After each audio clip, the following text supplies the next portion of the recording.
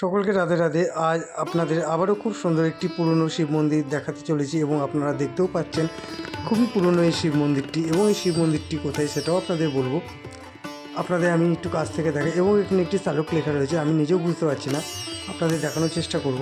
যদি আপনারা বুঝতে পারেন অবশ্যই আমাকে কমেন্ট করে জানাবেন কি লেখা আছে। এবং এটি দেখতে পাচ্ছেন মেন রাস্তার পাশেই। এবং মন্দিরটি একসময় চারপাশে ঘোরা যেত, এখন মন্দিরের পেছনটাও আপনাদের আমি দেখাবো। আপনাদের আমি কাছ থেকে শালকটা দেখাই, যে লেখাটি রয়েছে বোঝা যাচ্ছে না, আপনারা বুঝতে পারলে অবশ্যই কমেন্ট করে জানাবেন।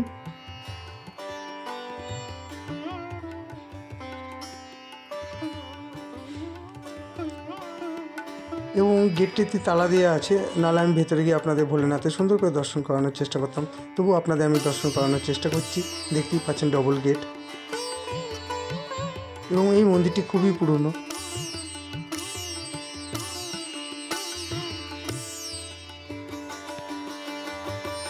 এই মন্দিরটি নদিয়ার মধ্যে, এটিও শান্তিপুরের একটি শিব মন্দির। এরকম শিব মন্দির প্রচুর রয়েছে শান্তিপুরে। আপনাদের আমি গতকালও একটি শিব মন্দিরের দর্শন করিয়েছি, আজ আবারও করাচ্ছি।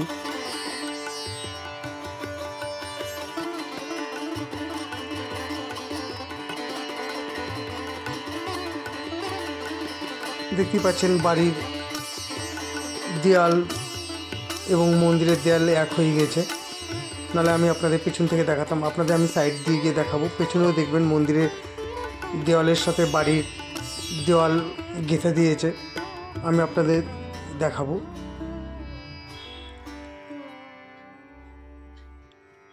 আর আমার ভিডিও আপনাদের কেমন লাগছে অবশ্যই আপনারা কমেন্ট করবেন। কমেন্ট না করলে আমি জানবো কী করে আপনাদের কেমন লাগছে।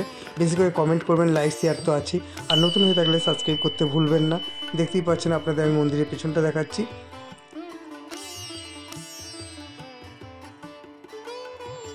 এই দেখুন দেয়াল দিয়ে দিয়েছে।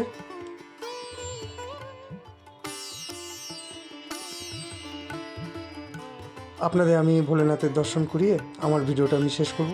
সকলকে রাধে রাধে। আপনারা দর্শন করুন মহাদেবের। মহাদেব সবার ভালো করুক, সবাইকে ভালো রাখুক, সুস্থ রাখুক।